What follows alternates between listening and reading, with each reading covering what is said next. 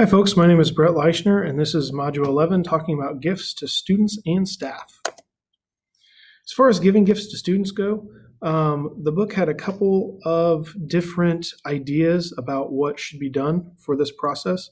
The first was talking about fundraising incentive gifts. Now this is typically done to try to incentivize your kids to do a better job in fundraising. There were a couple procedures that need to be followed when doing this though. First, you want to make sure to only give to the students who participated. So students who didn't participate in the fundraising, they should not be getting the incentive gift. The second is to make sure that whatever is purchased for the gift, it needs to be purchased by the funds raised during the event. It shouldn't be out of a different account or the account that, say it's a football fundraiser, you shouldn't take it out of the cross-country account. And it should be from the funds that you made during that fundraiser. The next is special achievement gifts, and these would be gifts that teachers like to give to students just to recognize little small achievements that they've made. The biggest point the book makes is you want to make sure that they are not very expensive and also age appropriate. And so if you follow those guidelines, normally that's okay. The money it can come from several different avenues. It can come from the general fund, donations, parent organizations, or if it's an athletic team, the athletic funds. So several more options there, but it just is important to make sure that it is not super expensive. As far as giving gifts to all staff members, there needs to be a written procedure for this. There needs to be something that is done every time that there are gifts given to staff members so that it's consistent and legal. The gift shouldn't be super expensive either. It should be reasonably priced and purchased through some sort of staff fund, normally a staff remembrance fund. And most schools have these. We call ours the Sunshine Committee, and you pay $10 to the fund, and then they recognize big life events.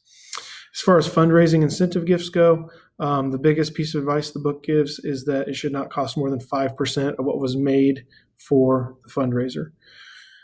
In terms of all staffed gifts, it needs to be small in value. It needs to be paid for using some sort of staff generated account. It shouldn't come from the students, any of the students' funds. And it shouldn't be anything like a gift card or a check or cash, unless it's going to be reported on the W-2s, because that is taxable.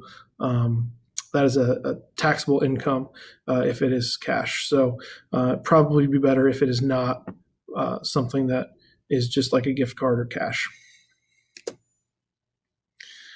And also there are several times that there are could be special efforts kind of fundraisers for staff or students. Things like, a family tragedy occurred and there's a fundraiser to raise funds for a staff member or a student. Just little things to help out. The biggest, or there are several points of there are several points that the book makes on this. First is to make sure that there is approval from the accounting department, because you want to make sure that it's not something that you're like giving them money through the school, which again is taxable income. So trying to stay away from the taxable income as much as possible is really important there. The book suggests to use some sort of parent organization to organize this and to funnel the funds through, and then also making the local bank handle all the funds as well, so that the school kind of stays out of it, so that there's no tax liability issue that comes back on the school. So these are just a few points that the book goes through for giving gifts to staff or students.